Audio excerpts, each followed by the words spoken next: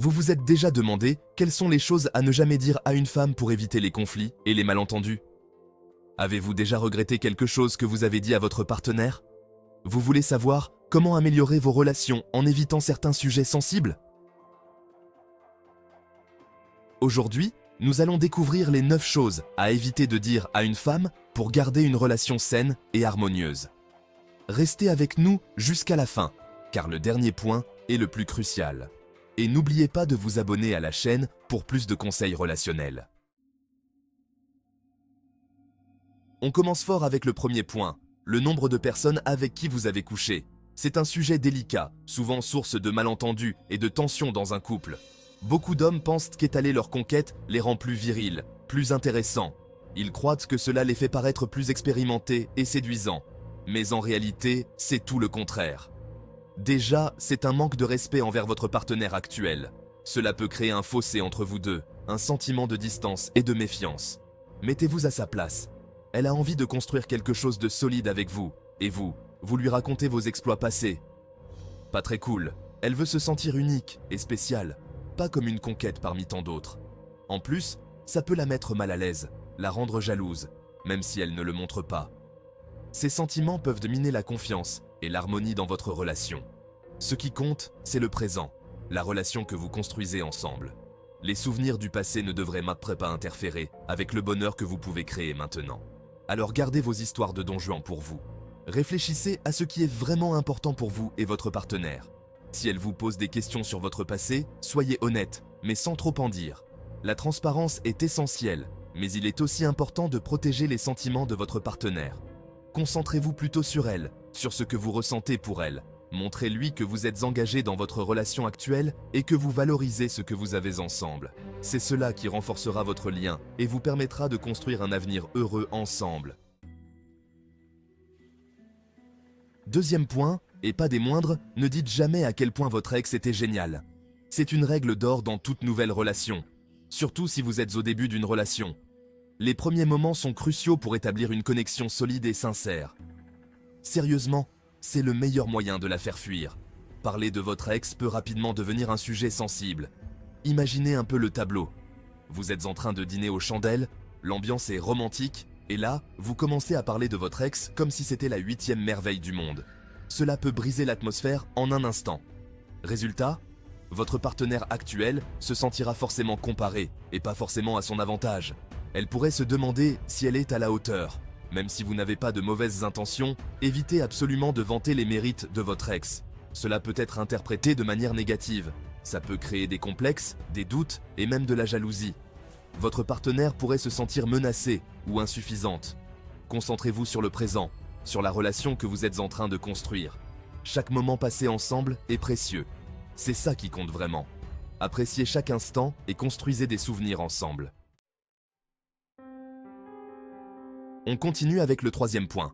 Évitez de déballer tous vos problèmes familiaux au début de la relation. C'est une erreur courante que beaucoup de gens font, pensant que la transparence totale dès le départ est la clé. Je sais, on a tous nos casseroles, nos secrets de famille. Ces histoires font partie de nous, mais elles ne définissent pas entièrement qui nous sommes. Mais il y a un temps et un lieu pour tout. La patience est essentielle dans une nouvelle relation. Au début d'une relation, on est censé apprendre à se connaître, à passer de bons moments ensemble. C'est une période pour créer des souvenirs heureux et des connexions positives. C'est pas le moment de sortir les dossiers sensibles, les drames familiaux. Ces sujets peuvent attendre que la relation soit plus solide. Ça peut faire peur à l'autre, lui donner l'impression que vous êtes quelqu'un de trop compliqué, trop envahissant. La première impression est cruciale. Bien sûr, il est important de partager certaines choses avec sa partenaire, mais il faut y aller progressivement. La confiance se construit avec le temps et les expériences partagées. Commencez par les choses légères, les anecdotes rigolotes. Ces moments de légèreté peuvent renforcer votre lien. Laissez le temps à la confiance de s'installer avant de vous confier sur des sujets plus personnels. Une relation saine se développe lentement, avec des bases solides. Chapitre 4. Vos finances. Quatrième point, et c'est un sujet délicat, ne dévoilez pas vos finances trop tôt dans la relation. Si vous commencez à parler de votre salaire, de votre patrimoine, de vos investissements dès le début, vous risquez de créer un déséquilibre dans la relation. Votre partenaire pourrait se sentir inférieur, ou au contraire, attiré par votre argent plutôt que par votre personnalité. Gardez ce genre de conversation pour plus tard, quand la confiance sera bien installée. L'important au début, c'est de se découvrir, de partager des moments simples et authentiques. Concentrez-vous plutôt sur des sujets plus légers, plus romantiques. Chapitre 5. Trouver son amie attirante. On passe au 5e point, et attention, c'est un piège dans lequel beaucoup d'hommes tombent. Ne dites jamais à votre partenaire que vous trouvez son amie attirante. Même si c'est vrai, même si vous pensez que c'est un compliment, gardez ça pour vous.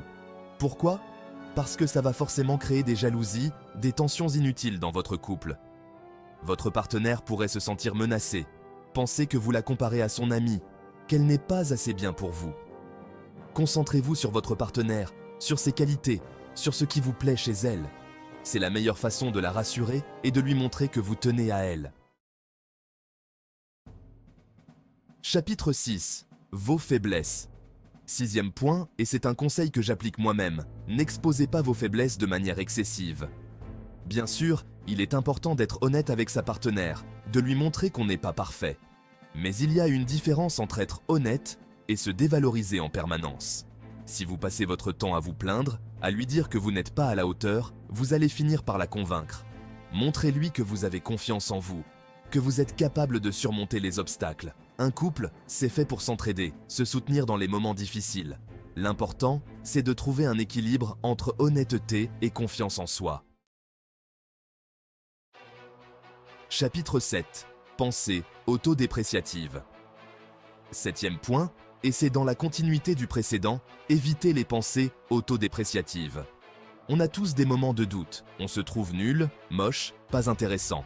Mais ce n'est pas une raison pour le crier sur tous les toits, et encore moins à votre partenaire. Si vous passez votre temps à vous dénigrer, à lui dire que vous n'êtes pas assez bien pour elle, elle va finir par le croire. Concentrez-vous sur vos points forts, sur ce qui vous rend unique. Ayez confiance en vous, en votre valeur.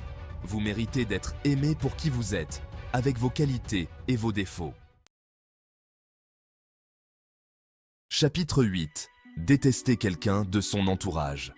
8e point, et c'est un conseil de diplomatie. Ne lui dites jamais que vous détestez quelqu'un de sa famille ou de son cercle d'amis. On a tous déjà eu affaire à la belle-mère envahissante, au meilleur ami lourdeau ou à la collègue peste. Mais critiquer ouvertement l'entourage de votre partenaire, c'est le meilleur moyen de créer des conflits. Rappelez-vous que ces personnes sont importantes pour elle, même si vous ne les appréciez pas forcément. Essayez de faire un effort, de les connaître un peu mieux avant de les juger. Et si vraiment le courant ne passe pas, évitez au maximum les contacts. L'important, c'est de respecter l'entourage de votre partenaire, même si vous n'êtes pas les meilleurs amis du monde. Chapitre 9. Vos objectifs de vie. On arrive au dernier point, et pas des moindres, gardez vos grands objectifs de vie pour vous, du moins au début. On a envie de tout partager avec la personne qu'on aime, ses rêves, ses projets. Mais il y a un piège à éviter, celui d'en dire trop tôt. Quand on parle de ses projets à tout le monde, on perd un peu de sa motivation. Alors gardez vos rêves secrets, du moins pour l'instant. Concentrez-vous sur vos objectifs, travaillez dur pour les atteindre. Et quand vous aurez réussi, vous pourrez les partager avec votre partenaire, qui sera fier de vous et de votre détermination. Montrez-lui ce que vous valez, surprenez-la par vos réussites. Et voilà les amis, les 9 choses à ne jamais dire à une femme pour maintenir une relation harmonieuse. J'espère que cette vidéo vous a plu et qu'elle vous sera utile. N'oubliez pas que la communication est la clé d'une relation réussie, mais il faut savoir choisir ses mots avec soin. En suivant ces conseils, vous pourrez éviter bien des conflits et des malentendus avec votre partenaire. Merci d'avoir regardé et à la prochaine.